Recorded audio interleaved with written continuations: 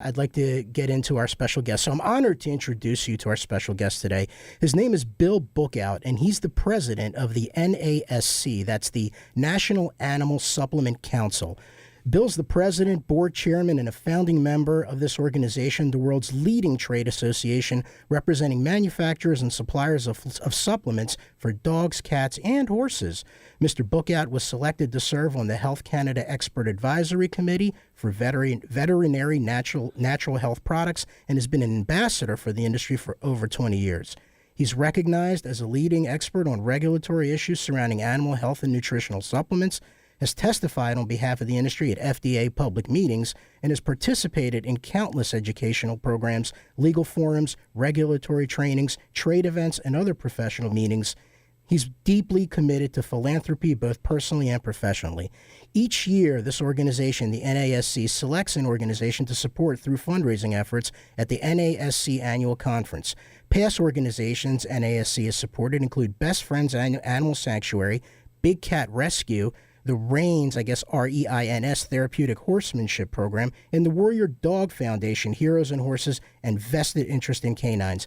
Mr. Bookout received his bachelor's degree in physical sciences from the University of Wyoming and his MBA from the Pepperdine University Presidents and Key Executives Program. He currently resides in Arizona with his wife, Mary. The couple formerly had 4 Akita rescue dogs whose names were Yin, Yang, Hana, and Akiko. Bill and Mary are currently pet parents to Marmalade, a formerly feral cat that they took in, as well as a rescue cat named Yanaha. Hey, Bill, welcome to Understanding CBD. Thank you so much for joining us today. Really, thank you very much for the kind introduction, Max. Stephen, pleasure to be here, an honor, really. So, thanks so much. I'll try to live up to that billing. That set the bar pretty high. So. Well, look, you got a very attentive audience here too, Bill. Me personally, me and Linda, we cook for our dogs at home. We're very attentive on what their needs are, and Max and Vicky, you guys watch everything that goes in your dog's mouth too, right? We try to stay organic with their treats, very right? particular. So you got a good audience here, the right audience for you today here. But you know, really, you've done so much for pets, Bill, in this country.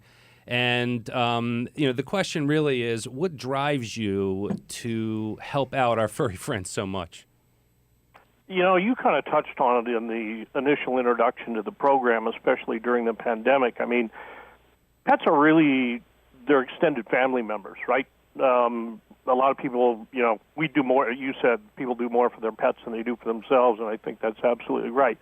Why is that? Because they love and trust us unconditionally. And so for me, I was a medical device executive, business guy, but I really feel like the National Animal Supplement Council, the impact, the difference that we've made in being involved in this industry for the betterment of animals, millions of animals, really, it's what I was put here to do. So, that's kind of what drives me, gets me out of bed in the morning, and really I'm motivated by quality products that make a difference for animals. Bill, a question for you. So tell us a little bit more about the National Animal Supplement Council. I remember when we had our first conversation, one of the points that really struck was that you were very, very specific about membership and qualifications. Yeah, so prior to starting NASC, I had my own company. My background is I'm a medical device executive. I had 2 Labrador retrievers. They both had issues. One of them had cancer. The other one had hip dysplasia. It led me to make a career change. Started my own company in 1999, and you would think with my background, doing medical devices and drugs, working with FDA, I'd be able to figure out what the regulatory requirements were, right? Wrong. I made every mistake you can possibly make, it seemed like. And so in 2001, the industry was really threatened by removing products from the marketplace, and I didn't think that was the best solution. And so that led me to be one of the founding members of NASC, and the reason I did that is I didn't want to be perceived as selling snake oil, right? I mean, So, there's a lot of questions that are asked. People think the industry is an unregulated industry. No idea what you're talking about. Yeah. And so, really we wanted to differentiate quality companies and engage the regulatory officials, meaning the federal agencies like FDA, Center for Veterinary Medicine, as well as state regulatory agencies, to together define, develop, and implement a responsible path forward So all stakeholders are served well, not least importantly the animals, and that means quality products and quality ingredients. So that's kind of the thumbnail sketch of how I got here. And you have a quality seal that is a representation of your organization. What does it take for a company to earn that seal on their package? Yeah. So first they have to be a member of NASC. Our bylaws require a direct interview with me to qualify for membership. We want to be sure that we can actually help the company, and I go over what the NASC requirements are. So you can't just pay your money, join NASC, and display the quality seal. You have to be a member in good standing. So your products have to fit under the scope of what we address. Those are products for a health benefit or a nutritional benefit for dogs, cats, and horses. We don't do complete and balanced diets. We only do supplements, similar to human dietary supplements, if you will. And then once a company's a member, they have to have a written quality manual. They have to follow our labeling guidelines. Their claims have to be within the boundaries that we've discussed with the regulatory agencies, not wild claims curing everything from parvo to cancer. You have to participate, enter your products and ingredients in our adverse event reporting system, which is the most advanced system in the world for continuous vigilance and monitoring of the products, and continuing education programs. So those are basic requirements of NASC. If a company passes an audit that's an on-site quality audit, similar to an FDA audit, typically an on-the-ground audit, where we verify the implementation of all those requirements, then the company passes the audit. If we have observations that require corrective action, they have the opportunity to correct those, submit that documentation, and then they can use the quality seal. So it's a very rigorous process. A lot of people call me and want to join NASC, and they want to get the quality seal right away. It's at least a 4-month process to make that happen. Hey, and everybody, welcome back into Understanding CBD. Hello there, Max Sobel. Choked up, Steve Wallman. Hello there, Vicky Sobel. Hey there. And Bill Bookout. Hello there, sir. Hi, guys. Hi, guys. Glad you made it back with us. Great. Bill, thanks for that song selection, In the Arms of an Angel, Sarah McLachlan. What does that song mean to you, Bill? I'll try to answer that question, Steve, without choking up. That's a song we've been involved in rescue and helping animals like Marmalade, behind me, who's our feral cat that adopted us. And there's so many animals in the world that need help, and really, it's like we opened with, they love you and trust you unconditionally. So we support rescue. I hope other people do as well. Rescue animals are such special animals because they know when they've got a good home, and it's just amazing what love and kindness does. Man, you really wear your heart on your sleeve, Bill, and the right guy to take this leadership role for your organization, National Animal Supplement Council. It's a lot of hard work that you do, and we really appreciate what you're doing out there. Now, there's a lot of questions people have for sure. So one of the first things is when people say to you, and I'm sure you get this, why do I need to give my pet supplements? What do you tell them? There's you got to ask yourself a question. What do we want to accomplish for our companion animals, these extended family members? At the end of the day, I think that we want to accomplish the same things that we want to accomplish for ourselves. We want to live a long, happy, healthy life to the maximum degree possible. Would you agree? Yeah. Mm-hmm. Right? Quantity of life without quality of life isn't life. So we want to extend that quality timeline to the maximum we can. So supplements are a valuable component of that because they're targeted towards specific needs or potential health benefits, like joint products, for example, with glucosamine or chondroitin or MSM or milk thistle or SAMe. So nutrition is important, just like it is for people. I applaud you, Stephen, for doing a home-prepared diet. We did that ourselves for our dogs. High-quality diets, high-quality nutrition is important, but targeted health support as the life cycle continues, needs change. We have liver, kidney issues. Some pets have cancer, need a little help with stimulating their immune system, metabolization of nutrients through consumption of probiotics, keeping your gastrointestinal tract is your largest immune-supporting organ in your body. Mm. And so if your gastrointestinal tract is working optimally through good bacteria, like through probiotics, then that helps metabolize nutrients, maintain strong immune systems, and good health. So targeted products that go beyond just what quality nutrition would provide, that's essentially what supplements do. Now, having said that, nobody should view these as magic bullets, Sure. right, or a substitute for routine veterinary care, annual checkups, things like that. But supplements are a valuable component of this thing that's a three-dimensional object that we call health and wellness. And our job is put the pieces together that help make the picture that maximizes the quality timeline for happy, healthy life. Health and wellness. That's Go ahead. kind of my view. And it's spot on to what we wanted the message to be. I mean, health and wellness is so important to our loved ones, our pets, of course. And, on that note, I mean, we do this show for a reason. So what's your opinion of hemp CBD for that wellness in pets? Yeah, again, valuable component. There's a lot of research going on in hemp CBD. Hemp derivatives can provide essential fatty acids, which are, omega-3, 6, and 9s.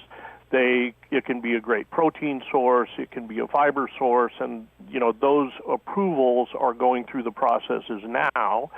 CBD specifically can provide, health benefits outside of the nutritional scope. Discomfort, age-related discomfort, stimulating the endocannabinoid system. Some components may help in calming, things like that. Research is ongoing, but, CBD and hemp, cannabis derivatives provide valuable components just like other products do. And any predictions on the FDA status or anything like that? Yeah, that's a good question. FDA maintains that CBD is, and they have been very consistent in this, that CBD is an unapproved ingredient for use in human food, animal food, dietary supplements. There have been a couple submissions for new dietary ingredients that have been submitted on the human side. Those have not been accepted by FDA. Here's the bottom line. People think that the Farm Bill was passed in 2018. It made these substances legal for humans and animals. It didn't do that. It made the agricultural commodity legal. We and other organizations are working with FDA so that these substances can be lawfully marketed and responsibly marketed. And so what does the future look like? FDA is going to have to find a way to deal with this issue because the consumer demand is just too high. The safety profile, if there was something that were significant in terms of potential harm to humans or animals, these substances have been out there long enough now with the number of products from a broad spectrum, no pun intended, of companies that we'd have seen negative consequences by now. So FDA is going to have to figure out a way to deal with this, and saying it's not allowed is not going to be an acceptable option to the consumer. People have made too significant of investments, and the consumer outcry would be too great. So FDA knows that, and we've had discussions about these topics with them. So how can companies sell products now if they're not approved? Well, right now they're doing it under enforcement discretion. If they act responsibly, meaning don't make claims that sound too good to be true. I tell people there's a couple things you can take to the bank about CBD products or supplements in general. Companies that make claims that sound too good to be true probably are. So for your listeners, if you see a company that's marketing a product or making claims that they can help with cancer or arthritis or any chronic disease process, avoid that company. They're irresponsible. They're seriously violating the law. They can get a warning letter from FDA, and FDA has issued warning letters, and they make the industry look bad, right? So that's point one. Beware of companies that make promises that sound too good to be true. Second point is cheap products are usually cheap for a reason. Quality and responsible conduct, as you said, Max, credibility is important, right? That takes a long time to establish and a short time to lose. So quality costs money, responsible conduct, process control, and good manufacturing practice standards. All those things require an investment, a commitment. So that's just some of my thoughts on, pointers that people could take away from the program today. Yeah, and the safety profile that you mentioned is important because, of course, as people that are here to help people, the number one thing is to do no harm. What role does your organization play, if any, in the research studies? Good question. We have the most advanced system of post-market surveillance, continuous vigilance for all products, including CBD. There was just an article published in the Food, Drug, and Law Institute. People can go online and search for the article on pet supplements by FDLA. We submitted data. We've had 490 million administrations of products containing cannabis and cannabis derivatives, including CBD, and only 3 serious adverse events that weren't necessarily connected to the product. So continuous vigilance is a requirement of NASC, and data is power. So that's an early warning system. NASC is also conducting, or we plan to conduct and launch very soon, a full-on safety study in canines for 3 different concentrations or blends of CBD, and that's going to take place. It'll be a 90-day study with a 28-day gate for safety evaluation, and then continuing for 90 days. And we're talking to FDA about that. So we're investing a serious, a fairly significant amount of money in full-on safety studies for CBD products to help FDA answer that question. And safety is always the number one question of a regulatory agency. Do no harm. Sure. On that note of safety, I mean, what's really the difference between pet and human supplements? In many cases, nothing. There is no animal-grade CBD that I'm aware of. Responsible companies, and it's the same way for other products like glucosamine or chondroitin or other products that are similar to human dietary supplements. The only thing that makes a pet product different in terms of our membership and our types of companies that we're representing are the palatants. So if you have a chewable product, for example, there may be a palatant to enhance acceptance by the animal, so it tastes good, and they'll readily accept the product. For tincture products, that's typically not the case. Peppermint flavor or whatever they have for human products, it's the same. But the short answer, that's a long-winded babbling, dissertation to a short answer, which is most of the time not much. Same product. Gotcha. Hey, we actually have a listener question here, Bill, if you want to take a listen to Mrs. Mailsack. You want to read this one for us? Sure. My cat is a very picky eater. How do you typically administer cat supplements? My cats are the same way. So this cat used to be a feral cat. He was existing on his own. Now I can give him raw meat. He won't touch it. He likes cat food. He likes dry cat food. So anyway, I get it on the cat thing. Palatability, especially for cats, is that's where a company's longevity in the business, understanding the palatability requirements and including those in the products to maximize acceptance with cats. We used to say when we had our company, if you have a can of cat food or anything that you want to get an animal to accept, put it right beside their food bowl while they can smell it while they eat. Don't mix it in. Just put it right beside their food bowl. They'll get used to the smell, and your typically acceptance by cats will go way up. So I'm not guaranteeing that'll work 100% of the time, but there's a cat tip. Yeah, it's a great tip. And looks like we have another listener question here. Mrs. Mailsack, you want to take on that? Sure. All right. So my dog eats grass, even though it sometimes makes her vomit. I heard that that might mean that there's a dietary deficiency. Is that true? It could be true. So I don't want to I'm not a veterinarian. I don't want to give veterinary medical advice. But yes, I think eating grass might mean that they have an upset stomach, or there may be some kind of nutritional deficiency that your dog is trying to make up for. So again, not veterinary medical advice, but yeah, I think that could be. Mm-hmm. That's great.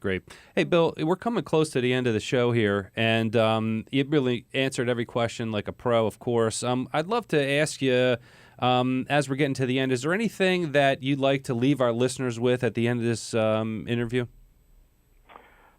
I think yes. If you could take away one thing from the conversation here, I would say apply this philosophy to all products, whether it's pet food or supplements or CBD. Trust but verify. Don't be afraid to ask some questions. Look at how long the company's been in business. Don't be afraid to pick up the phone and call. Ask them who formulates the product. If I have a specific question, like some of the listener questions, can I call and ask? Can I send an email? So I think trust but verify, because everybody's got the best product, Sure. right? And with the internet, everybody's got, so cut through the smoke, trust but verify. That's what I'd leave people with. All right, great. And how do people get in touch with you? Look for that NASC seal. That'll help. Now, it doesn't mean that company's perfect, but it does mean that we've been there and checked them out.